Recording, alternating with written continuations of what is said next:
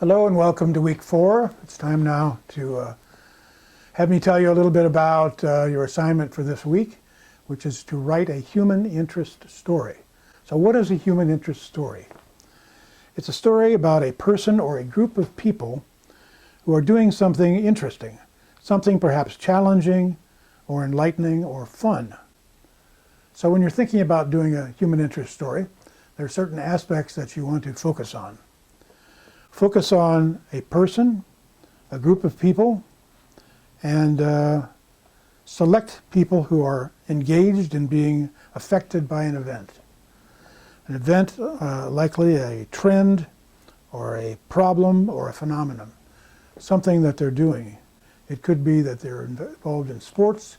They could be building a sports car. They could be out identifying birds, any number of things. They could be doing something at a university, working on a project together. You want to identify the main activity they're involved in and the main issue being confronted, and explore or demonstrate why that issue is important. Also, there are these aspects to consider.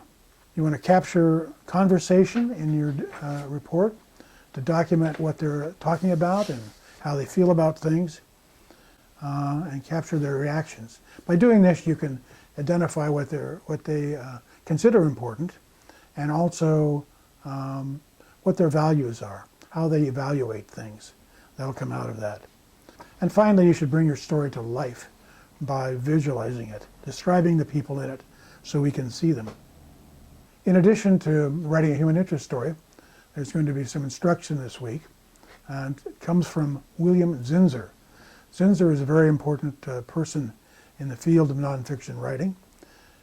He was a professor at Yale University, and as you can see from the title of his book, On Writing Well, the 30th anniversary edition, that he's been followed by a lot of people and been teaching for a long time.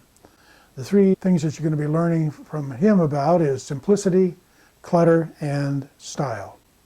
Clutter is a word you're going to see me using a lot in reading your papers. The idea here is to identify words that are not needed. You can take them out of your story and it won't make any difference. We call them clutter words. William Zinser is a really interesting guy. He's one of the great gurus of nonfiction writing. You can see here that he started at the New York Herald Tribune, and he was a teacher at Yale from 1970 to 1979. During that period, he wrote a bunch of books, about 18 different books on different subjects, plus a number of really seminal books about writing. And the one we're drawing from is one that you might want to invest in yourself. It's called On Writing Well.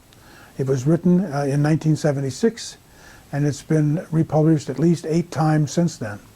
They had a 30th anniversary edition a little while back, and they'll probably have a 40th and 50th. It's just that good. He's very economic in his writing style. He does not like wasted words. Well, you'll figure that out when you read what he has to say. But I think his advice is really good advice.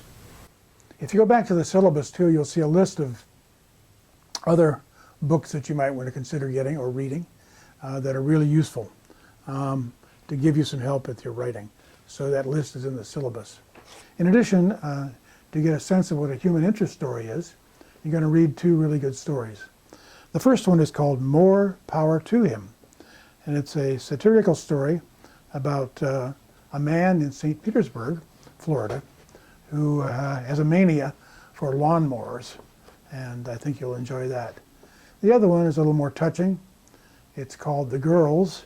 It's really about a group of women who have played cards together for a lot part of their lifetime, and it's been a source of fun for them in a place where they get together and talk about their lives. So that's the assignment for this week, writing a human interest story and this reading that gives you some more insight about it. Your assignment is due on Saturday night at midnight, and I'll look forward to reading it.